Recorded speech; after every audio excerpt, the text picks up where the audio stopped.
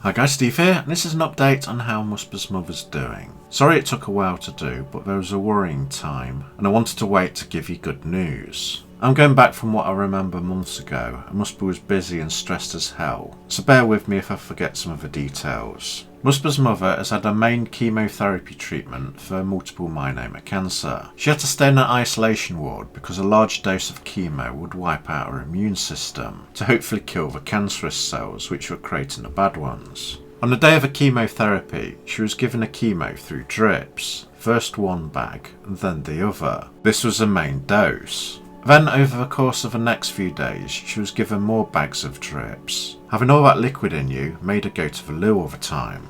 Her son stayed with her for the first few days until the chemo took effect and started to lower her immune system. After that, only one person could visit her at a time, and they had to wear the face masks and gloves not to infect her with anything. Misbah would drive to hospital early every morning to stay with her every day to keep her company. Look after her until about 9 or 10 PM, where then one of his brothers would take over and sleep the night there, and they would take shifts to make sure someone was always with her, so they could phone back home if there were any problems. After a few days the chemo had kicked in, and every bone in her body hurt as the chemo killed her bone marrow and affected the rest of her body. She was feeling ill, in pain, and sleeping most of the time when she could. They started to give her back the cells they had harvested and cleaned to restore her immune system. The doctor says she couldn't eat anything, so they gave her the nutrients through the drip port they had installed. This went on day after day. Misbah would go to hospital, stay there all day, every day, stay with her, look after her and keep her spirits up. Then, weeks later, her test results started to improve, and a doctor says she could eat normal food, so they took her off a nutrient drip.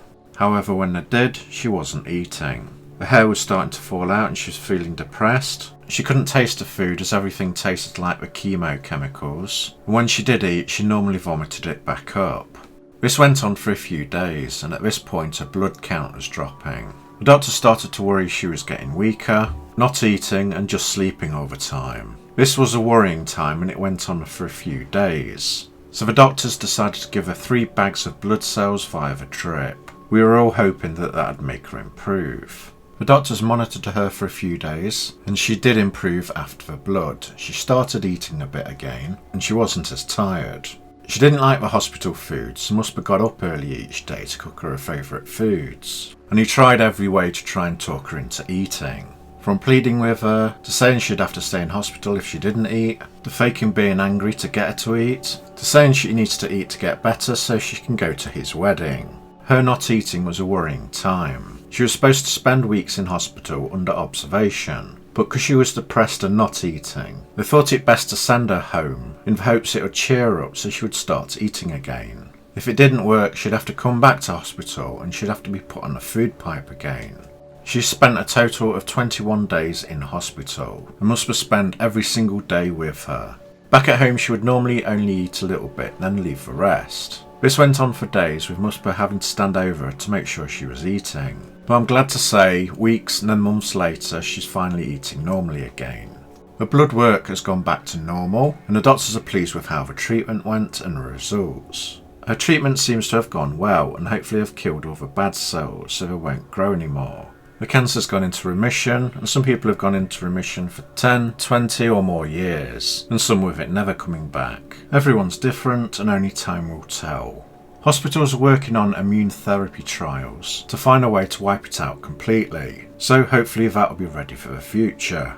So that takes us up to now. Misbah gets up early every day to cook food for his mother and his younger brothers. He does all the shopping, cooking, washing, cleaning, looking after his mother all through the day, then grabs time for himself when he can. His mother sleeps in his bed all night as he sleeps on the floor next to her on a small mattress. To look after her, because of the damage of her back, she can't move or roll over herself. So Misbah has to help her roll over or move 5, 10 or more times a night. So his sleep pattern's completely screwed up and he's tired most of the day. He tries to grab quick naps during the day, but can't if there's visitors around to see his mother to cheer her up.